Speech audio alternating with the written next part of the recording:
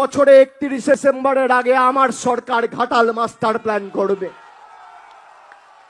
মমতা বন্দ্যোপাধ্যায় আরামবাগ থেকে দেবকে পাশে নিয়ে ঘোষণা করে যে 1 মাস সময় দিলাম, যদি এপ্রিলের মধ্যে নির্বাচন ঘোষণা হওয়ার আগে বা এপ্রিলের 30 তারিখের মধ্যে কেন্দ্র সরকারের তরফ থেকে কোনো সদুত্তর না পাই, তাহলে কারোর দয়া দাক্ষিণ্যে আমরা বেঁচে নেই। 1300 কোটি, 1400 কোটি, 1500 কোটি যা লাগুক আমাদের মামাটি মানুষের সরকার দেবে। আর আগামী নির্বাচন ঘাটালের মাটিতে ঘাটালের মাস্টার প্ল্যানকে সামনে রেখে হবে। এটাই তৃণমূল কংগ্রেসের গ্যারেন্টি। আপনারা দিদির গ্যারেন্টিতে বিশ্বাস করেন? আমরা বারে বারে বলেছি ঘাটাল মাস্টার প্ল্যানের জন্য আমরা চেষ্টা করব। এখানে ক্যামেরা রয়েছে, আমি কথা দিয়ে কথা রাখার ছেলে। আজকে ক্যামেরার সামনে দাঁড়িয়ে বলে যাচ্ছি, এবার ঘাটাল মাস্টার প্ল্যান করে দেখাবো।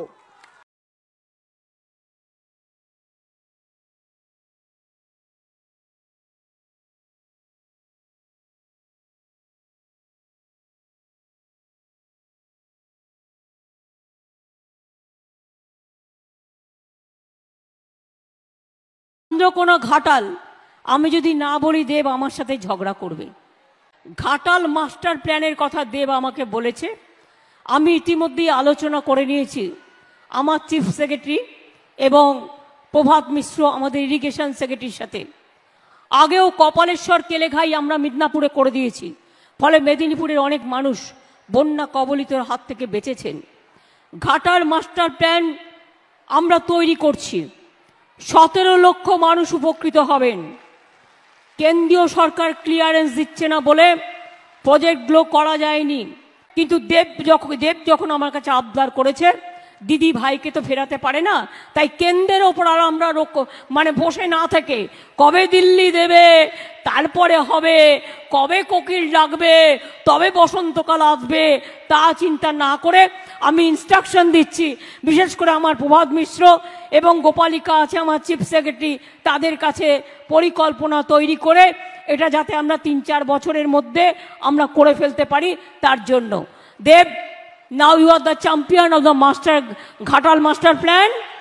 সুতরাং তোমার আবদার আমি কিন্তু রেখেছি।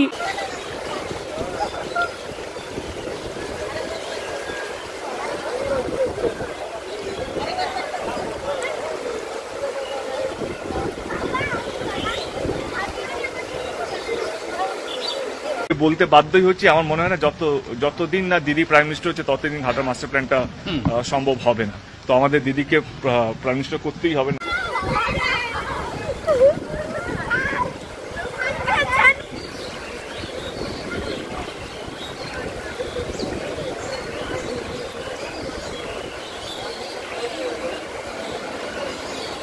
না, এখানে প্রত্যেক বছরই 2-3 বার আসে, এবছর তাড়াতাড়ি এসে গেছে, আষাঢ় মাস পড়ার সঙ্গে সঙ্গে।